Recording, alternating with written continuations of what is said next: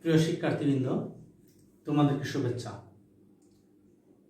করোনাকালীন সময়ে online school একমাত্র ভরসা, অর্থাৎ বাসায় বসে অনলাইন স্কুলের মাধ্যমে পড়াশোনা করতে হচ্ছে। যাই হোক, কথা না বাড়িয়ে আমরা আজকে ক্লাসে চলে যাই। আজকে আমি যে ক্লাসটি নিয়ে হাজির হয়েছি, তোমাদের পদার্থবিজ্ঞান বইয়ের পঞ্চম অধ্যায় পদার্থের অবস্থা ও চাপ। এই অধ্যায় থেকে আমরা আজকে যে টপিকস নিয়ে আলোচনা করব, তোমরা একটু বোর্ডের দিকে লক্ষ্য করো। প্যাসকেলের সূত্র এবং বল বৃত্তীকরণ নীতি। আমরা আজকে প্যাসকেলের সূত্র নিয়ে আলোচনা করতে চাই এবং বল বৃত্তীকরণ নীতি আমরা নিয়ে আলোচনা করব। প্যাসকেলের সূত্র, তোমরা প্যাসকেলের সূত্র অবশ্যই জানো।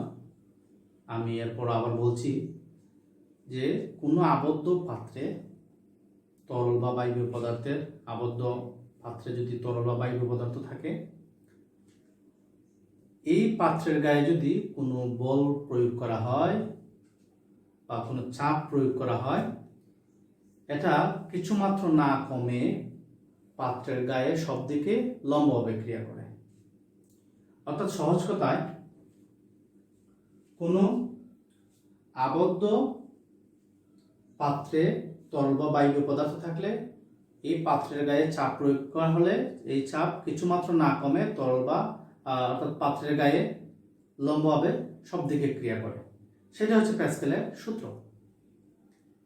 তাহলে বল বৃদ্ধিকরণ নীতি কি?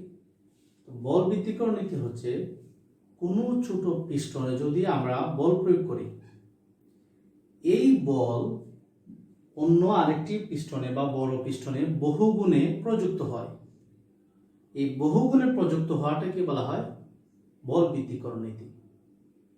আমরা এই বল বৃত্তীকরণ নীতিটি বা প্যাসকেলের গাণিতিক ব্যাখ্যাটা আমরা এবার করব। তোমরা একটা চিত্র দেখতে পেয়েছ যে C1 হচ্ছে একটা সিলিন্ডার, C1, C2 আর একটা সিলিন্ডার। C1 একটা সরু আর C2 সিলিন্ডার যে একটু বড় সিলিন্ডার। C1 এর প্রস্থচ্ছেদের ক্ষেত্রফল হচ্ছে A1, C2 হচ্ছে A2। C1 সিলিন্ডারে যদি আমরা F1 বল প্রয়োগ করি, তাহলে কি হবে? তাহলে C1 সিলিন্ডারে একটা চাপ অনুভূত হবে। এই চাপকে যদি আমরা P1 দ্বারা প্রকাশ করি, তাহলে চাপ P1 equals to F1 divided by A1। আমি আবার বলি যে C1 C2 দুটি সিলিন্ডার। C1 এর প্রস্থচ্ছেদের ক্ষেত্রফল হচ্ছে A1, C2 প্রস্থচ্ছেদের ক্ষেত্রফল হচ্ছে A2।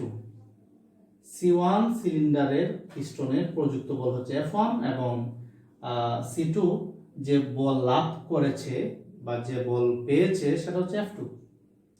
তো C1 এ যদি F1 বল প্রয়োগ করা হয়, তাহলে এই সিলিন্ডারে কি পরিমাণ চাপ অনুভূত হবে? চাপ P1 F1 by A1। আমরা জানি চাপ সমান বল বাই ক্ষেত্রফল। তো বল যদি F1 হয়, ক্ষেত্রফল যদি A1 হয়, বল বাই ক্ষেত্রফল, সেটা হচ্ছে চাপ। আমরা সমীকরণ 1 দিয়ে লিখে ফেললাম। এবার আমরা প্যাসকেলের যে সূত্রের কথা বলেছিলাম যে কোনো আবদ্ধ পাত্রে তরল বা বায়বীয় পদার্থ থাকলে পাত্রের গায়ে যদি চাপ প্রয়োগ করা হয়, সেই চাপ কিছুমাত্র না কমে সব দিকে সঞ্চালিত হয়, পাত্রের গায়ে সব দিকে সঞ্চালিত হয় এবং লম্বভাবে ক্রিয়া করে। তো এই চাপ সব দিকে সঞ্চালিত হয়ে, অর্থাৎ এই সঞ্চালিত হয় যদি আমরা C2 যে সিলিন্ডার এর পিস্টনে যদি আমরা চাপ প্রযুক্ত হয়, তাহলে কতটুকু বল অনুভূত হবে? আমরা জানি চাপ P সমান হচ্ছে F by A। এই সমীকরণ থেকে আমরা পাই F equals to PA, অর্থাৎ চাপ গুণ ক্ষেত্রফল সমান হচ্ছে বল।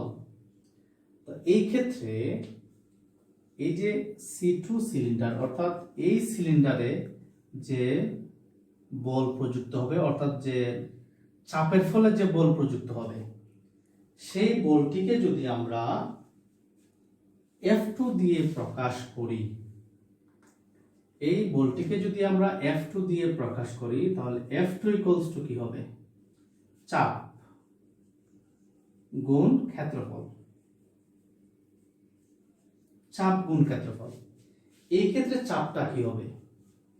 এই ক্ষেত্রে চাপ হবে এই যে ছোট পিস্টনে F1 বল প্রয়োগ করার ফলে যে চাপ অনুভূত হয়েছিল বা যে চাপ পাওয়া গেল, সেই চাপ এই সিলিন্ডারে ক্রিয়া করবে। অর্থাৎ এই ক্ষেত্রে চাপ হবে P1, আর ক্ষেত্রফল যেহেতু C2 সিলিন্ডারে প্রযুক্ত হচ্ছে, এর জন্য C2 সিলিন্ডারের ক্ষেত্রফল A2।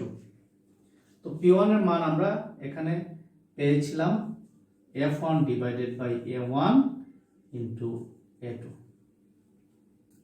এবার আমরা যদি এটাকে লিখে দেই, বা F2 equals two F1 A2 divided by A1। এই সমীকরণটিকে যদি আমরা একটু সুন্দর করে লিখি, বা এরপরে আমরা যা পাই সেটা হচ্ছে F2 ডিভাইডেড বাই F1, অর্থাৎ এই F1 দিয়ে যদি আমরা এই অংশটাকে ভাগ করে দিই, তাহলে F2 ডিভাইডেড বাই F1 সমান হচ্ছে A2 ডিভাইডেড বাই A1। অর্থাৎ আমরা পেলাম বড় পিস্টনে যে বল লাভ করবে বা অনুভূত বল ডিভাইডেড বাই ছোট পিস্টনে প্রযুক্ত বল ইকুয়ালস টু বড় পিস্টনের ক্ষেত্রফল ডিভাইডেড বাই ছোট পিস্টনের ক্ষেত্রফল। তো প্যাসকেলের এই সূত্রের গাণিতিক ব্যাখ্যাটা হচ্ছে, বা বল বৃদ্ধিকরণ নীতি, আমরা প্যাসকেলের সূত্র গাণিতিক ব্যাখ্যা বলতে পারি সেটাকে, বা আমরা বল বৃদ্ধিকরণ নীতিও বলতে পারি। তো গাণিতিক ব্যাখ্যা বা বল বৃদ্ধিকরণ নীতি হচ্ছে বড় পিস্টনে অনুভূত বল ডিভাইডেড বাই ছোট পিস্টনে প্রযুক্ত বল ইকুয়ালস টু বড় পিস্টনের ক্ষেত্রফল ডিভাইডেড বাই ছোট পিস্টনের ক্ষেত্রফল। এই সূত্র প্রয়োগ করে আমরা সিলিন্ডারের বল বৃদ্ধিকরণ আর নীতি সংক্রান্ত যদি কোনো প্রবলেম থাকে, সেই প্রবলেমগুলো আমরা সমাধান করতে পারব। এবার আমরা চলে যাব যে এই সূত্রের আলোকে আমরা সমস্যা কিভাবে সমাধান করতে পারি। আমি এই অংশটা একটু মুছে ফেলি, আমাদের চিত্রটা থাকবে। আমরা এই চিত্রটি ব্যবহার করে আমরা একটা প্রবলেম সলভ করব। আমরা ধরলাম এই যে আমরা একটা চিত্র পেলাম, এখানে আমরা এই অংশের ক্ষেত্রফল আমরা ধরলাম 20 cm স্কয়ার, অর্থাৎ সিলিন্ডার প্রথম সিলিন্ডার C1 সিলিন্ডারের যে ক্ষেত্রফল সেটা হচ্ছে 20 সেন্টিমিটার স্কয়ার, এবং যে বল প্রযুক্ত আমরা করতে চাই সেই বলের মানটি হচ্ছে 1000 নিউটন। অর্থাৎ F1 যদি 1000 নিউটন আর A1 যদি 20 সেন্টিমিটার স্কয়ার হয়, তাহলে A2টা যদি আমরা এখানে একটু লিখে দেই, A2 অর্থাৎ বড় পিস্টনের যে ক্ষেত্রফল সেটাকে যদি আমরা লিখে ফেলি যে 40 cm স্কয়ার, তাহলে বড় পিস্টনে যে অনুভূত বল F2, আমরা যদি বলি যে বড় পিস্টনে অনুভূত বল F2 কত, আমরা বললাম যে এই ছোট পিস্টনের প্রস্থচ্ছেদের ক্ষেত্রফল 20 সেন্টিমিটার স্কয়ার, প্রযুক্ত বল হচ্ছে 1000 নিউটন। বড় পিস্টনের যে প্রস্থচ্ছেদের ক্ষেত্রফল হচ্ছে 40 সেন্টিমিটার স্কয়ার, এবং এই বল প্রযুক্ত হওয়ার ফলে যে চাপ আসবে, চাপের ফলে এই বড় পিস্টনে কতটুকু বল অনুভূত হবে, অর্থাৎ F2 সমান what। আমরা এই যদি চিত্রের সমস্যা বা চিত্রের মাধ্যমে যদি এমন সমস্যা দেওয়া থাকে, তাহলে আমরা এটার সলিউশনটা কিভাবে লিখতে পারি। এখানে F1 হচ্ছে 1000 নিউটন, A1 হচ্ছে 20 cm স্কয়ার, A2 হচ্ছে 40 cm স্কয়ার। যেহেতু ক্ষেত্রফল দুটি সিলিন্ডারের ক্ষেত্রফল সেন্টিমিটার এককে দেয়া আছে, আমরা এটাকে সেন্টিমিটার রাখলেও চলবে, আবার কেউ যদি চায় যে মিটারে কনভার্ট করে করবে, মিটারে নিলেও চলবে। যেহেতু দুটি সিলিন্ডারের ক্ষেত্রফলই সেন্টিমিটারে দেয়া, আর সেহেতু এটা সেন্টিমিটারে রাখলেও চলবে, আর যদি কেউ মিটারে নিতে চায় মিটারে নেওয়া যাবে। আমরা F2 নির্ণয় করতে চাই। তো একটু আগে আমরা যে সূত্র পেয়েছিলাম বল বৃদ্ধিকরণ নীতি থেকে বা প্যাসকেলের গাণিতিক ব্যাখ্যা থেকে যে সূত্র পেয়েছিলাম যে F1 ডিভাইডেড বাই অর্থাৎ F2 divided by F1 equals to A2 divided by A1। এই সূত্র প্রয়োগ করে আমরা F2 এর মান নির্ণয় করতে পারি, বা F2 equals to A2 divided by A1 ইনটু F1। এবার যদি আমরা মান বসিয়ে দেই তাহলে কি হবে? 40, A1 এর মান হচ্ছে 20 আর F1 এর মান হচ্ছে 1000।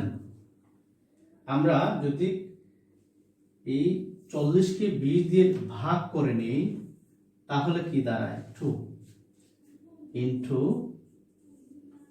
1000 অর্থাৎ 2000 নিউটন। তো আমরা কি পেলাম?